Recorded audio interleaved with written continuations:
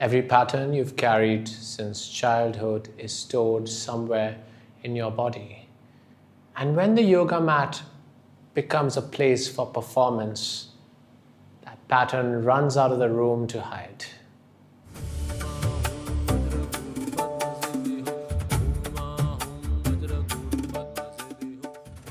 The body is a record. It's not the problem. When we go into a practice feeling like there is something that we need to correct, something that is amiss, we enter from a place of lack. And that defines the way our practice unfolds.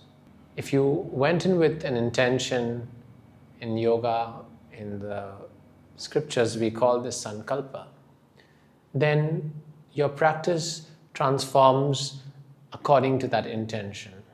So if we approach the practice with this idea that our body is the problem, then we are entering with the mindset that somehow this body is something to be fixed, something to be corrected.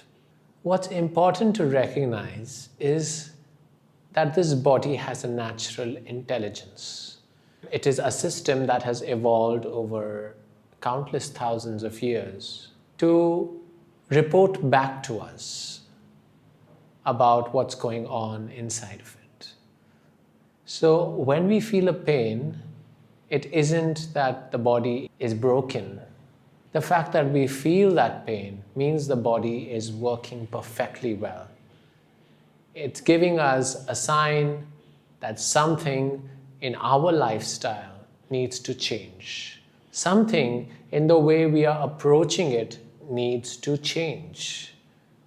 And if we don't make those changes in our lifestyle, starting with the mental thought process level, the emotional level, the way we breathe, then we are not going to see the effects of true wellness in our body.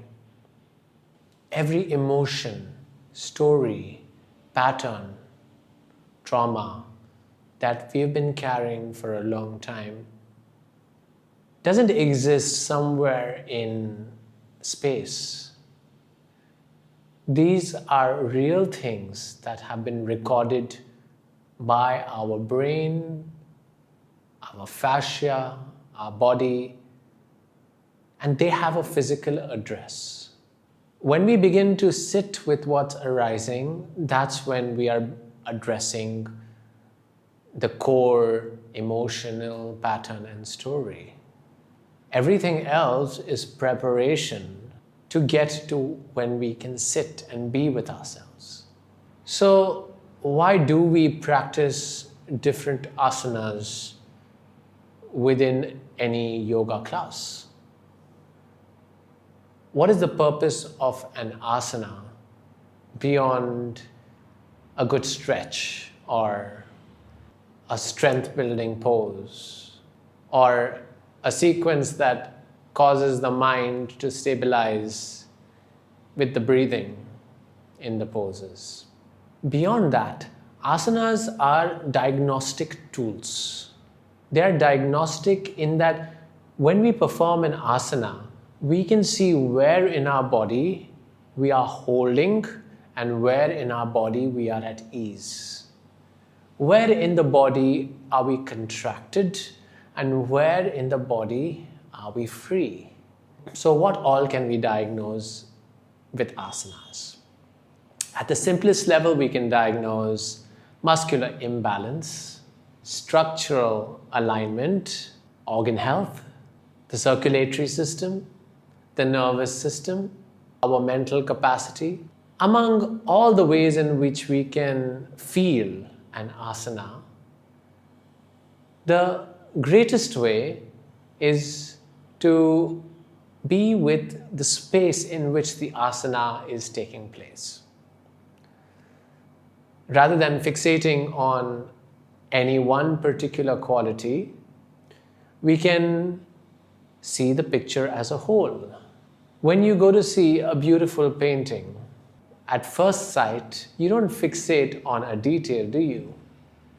You see the whole picture, and then that can inform which part of the picture are you most interested in understanding a little deeper.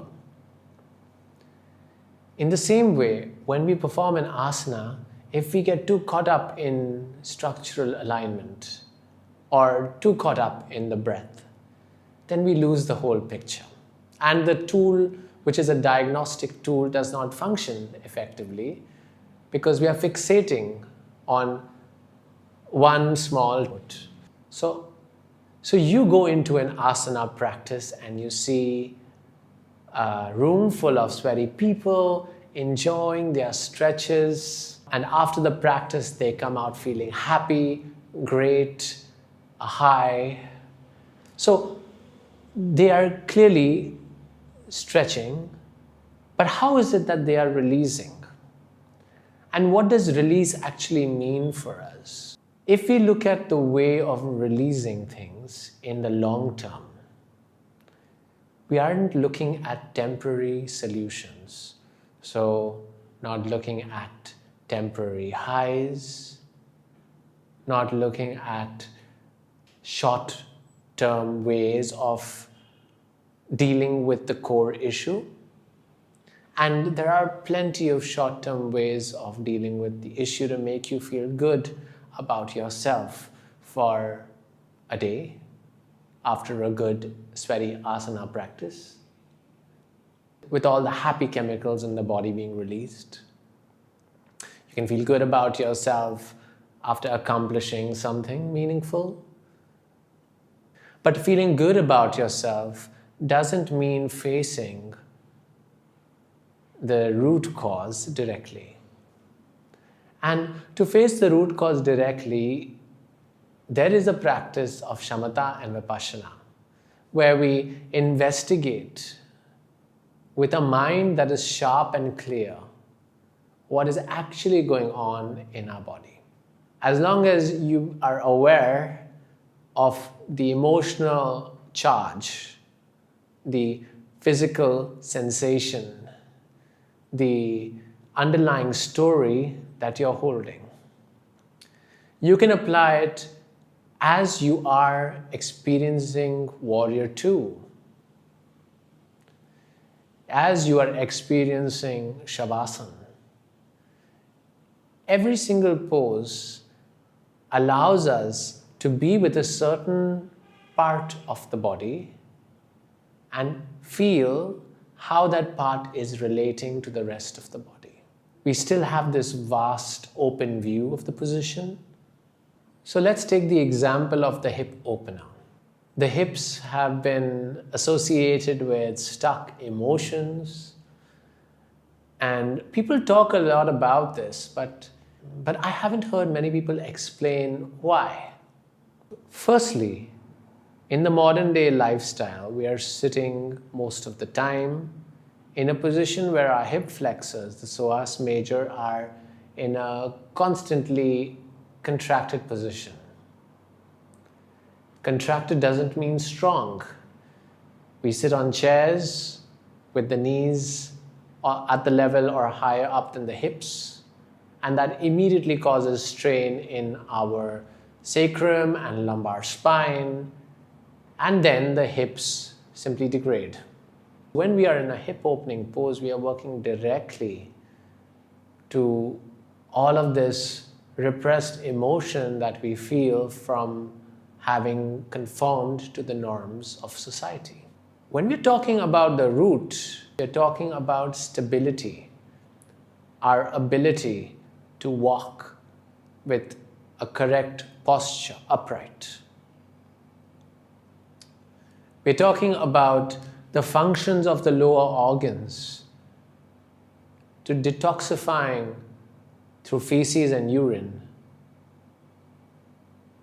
At a physical level, substances are released. At an emotional level, also something is being released. So we have to look at that. What matters is how we are connected to our sexuality. Within first our thoughts, Second, our habits and how we speak. And third, with our intention in how we move into the world. A few years ago, when I was less aware of my practice, I was pushing hard every day. And after one evening where I had an unresolved, unrepaired argument with my partner and fell asleep, the next morning I felt restless. And when the time came for my regular practice, I went extra hard. There was suppressed anger, there was rage, there was a feeling of insecurity for an issue that I wish I could have resolved. And because it was left in my body, it manifested as this urge to push deeper.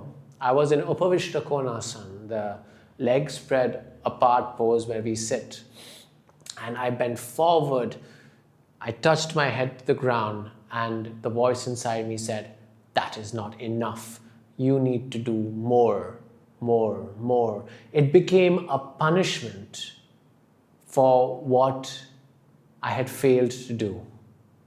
And that shame that resulted in anger pushed me to try to touch my chest to the ground. And I did, but it was accompanied by a popping sound in the back of my right leg, followed by extreme pain that I did not listen to when it arose. An extreme pain. Still I stayed, not listening. My body had been telling me something and I totally ignored it. My emotions and mental state had been ignored for the whole day, and this was the result. As a result, all these years later, I still cannot perform a full forward fold with my right leg. My right hamstring acts up every single time as a reminder of my greatest learning in practicing asana.